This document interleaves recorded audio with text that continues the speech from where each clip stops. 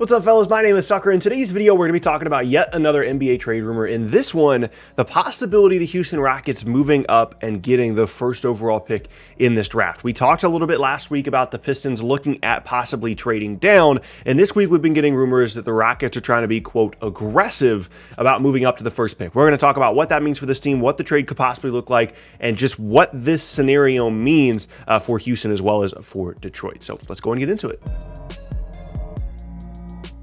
Okay, so briefly, we'll kind of talk about the first pick as a whole, and then we'll get to the Houston part. So Detroit is apparently, and this could just be a smokescreen trying to drive up the value, maybe someone will give them a crazy offer for the first pick, but reportedly, it's been leaked, it's been rumored that they're not convinced that Cade Cunningham is the best player in this draft. And if everybody else thinks that he is, then they could possibly move down to 2 or 3 or 4 and get a player that they still really like out of this class, in addition to getting a crazy amount of value for the first pick in this draft, that being from someone like Houston or Cleveland or Toronto, who holds the 4th pick, or Oklahoma City, New Orleans, all these teams, okay? And in the past, I've talked about, well, Oklahoma City has all these extra picks. New Orleans has all these extra picks as teams that could move up to the first pick in this draft. And it would be a really good way to use the value of those extra picks if you are a smaller market team like New Orleans, like Oklahoma City, that probably won't be in position to use those picks to trade for a true superstar, because superstars don't want to play in Oklahoma City and New Orleans, and use that value instead to move up to the first pick in the draft and get a player on a rookie deal that could turn into a superstar without actually having to trade for them once they've become a superstar. But I forgot to mention that Houston is also a team that, of course, has extra draft capital that they can use to move up to the first pick in this draft, and that is exactly what this report in this rumor is talking about. And Houston is in an interesting spot as well, because in comparison to a team like Oklahoma City, in comparison to a team like New Orleans, Houston not only needs an influx of young talent, but if they do get that, and if they become as good as a lot of people think that Cade Cunningham will become within a year or two, this can be a pretty good team. There's talent on the roster, but it's mostly veteran talent. And to this point,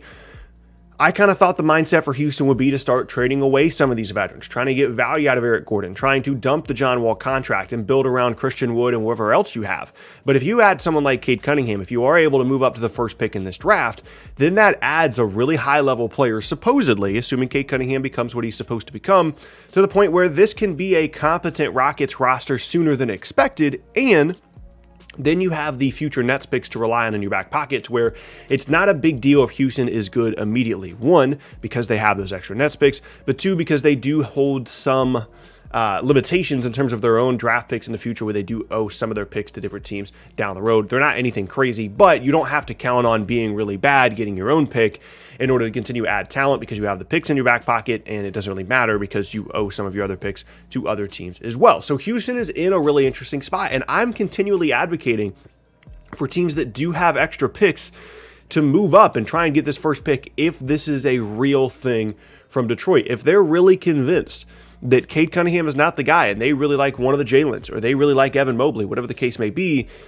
then I'm absolutely going to be interested in moving up to get someone like Cade Cunningham, if Detroit seems to be one of the only teams that is convinced that Cade Cunningham is not the guy. Now, as I said, it's possible, in fact, it's probably pretty likely that this is a smoke screen sort of attempt, or a really calculated leak on the part of Detroit,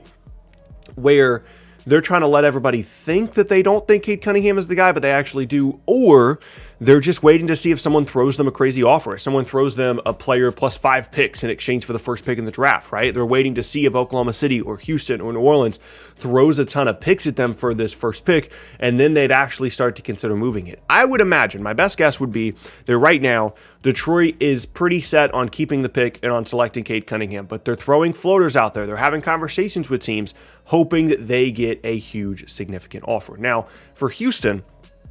the other interesting wrinkle here is the way that this draft has fallen, and I think one of the reasons why we're getting a ton of rumors about teams possibly moving up is because of the way the lottery fell. Houston, and then at 2, and Cleveland at 3, are in situations from a draft position standpoint that aren't really ideal for their roster, and they're kind of in a spot where they might have to select a player, a pick sooner than a lot of people think that they should be selected, or kind of layer their roster in a way talent-wise they don't really want to. So, for example, Cleveland's in a spot at number 3 where a lot of people expect them to have the choice between one of the 2 Jalen's, whether it be Suggs or Green, and they've already got plenty of guard talent, and that's why we're seeing Colin Sexton trade rumors and things like that. And they would much rather, I would imagine, end up with Evan Mobley, a front court player that will grow and develop there much better without them having to move either Sexton or Garland. Houston's in the same situation where they've got Christian Wood, who's had a really, really good season, one of the better value free agency signings of last offseason. And Evan Mobley appears to be the guy that most people think should be selected at number 2. And so then again, you're kind of layering that talent. You're not spreading it out throughout the roster. You're not creating a balanced roster. And you're adding talent, but not in a way that's super, super efficient. So Houston is in a scenario where they either select one of the Jalen's at 2, and then Mobley goes to 3, and everything's fine for Cleveland, or they can move up in this draft, and they can go and get Cade Cunningham. And again, I'm incredibly intrigued by whatever destination Cade Cunningham ends up at, because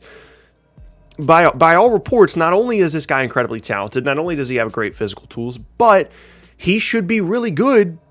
pretty soon in his career, and is an unselfish player, a guy that's going to facilitate for other players, and appears to be someone that's really going to be able to lift up the talent around him. So if he does go to a place like Houston, they're looking at a roster next year that is a little bit guard heavy. But you've got John Wall, you've got Cade Cunningham, you've got Eric Gordon, you've got Christian Wood, and you've got possibilities for movement there as well. Whether you want to make an Eric Gordon trade, whether you want to move some of these picks and go and get somebody else, whatever the case may be, Houston not only keeping this pick because there was a possibility they would lose it if it landed outside of the top 4, but then possibly going up and getting the first pick in the draft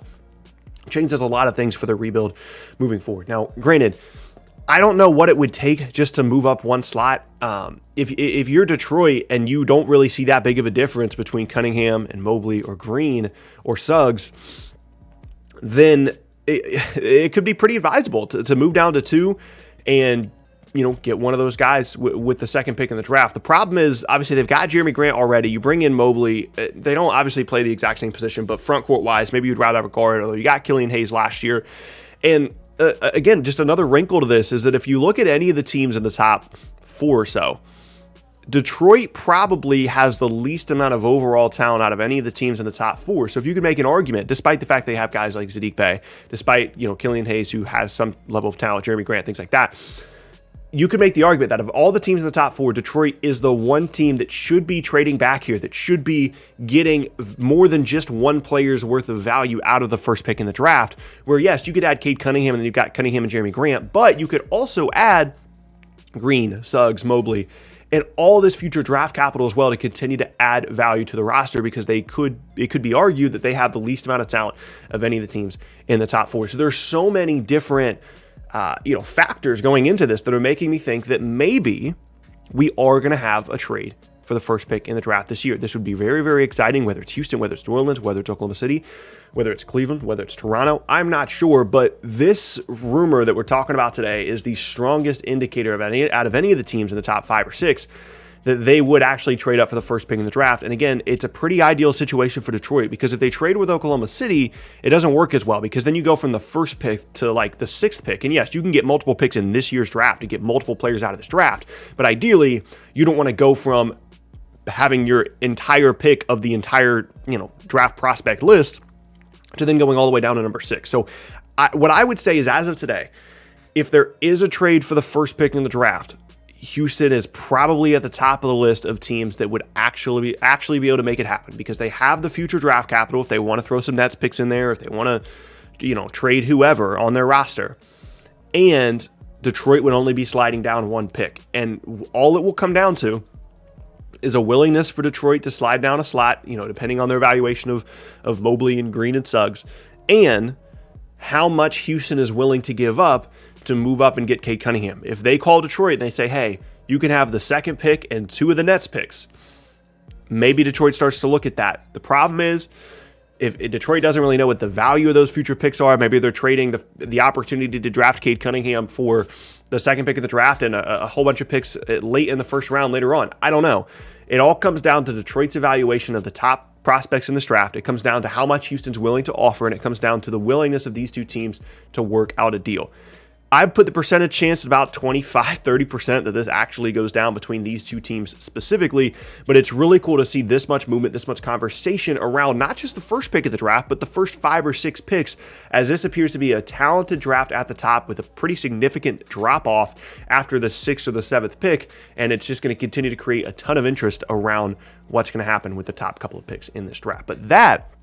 is going to be the end of today's video, and I thank you guys very much for watching. Once again, my name is Tucker. If you missed any of my previous videos, be sure to check out the boxes on screen. Consider subscribing for more NBA content every single day. Leave a like rating on the videos as well if you enjoyed them. And yeah, hope you guys have an awesome rest of your day, and I will see you all next time.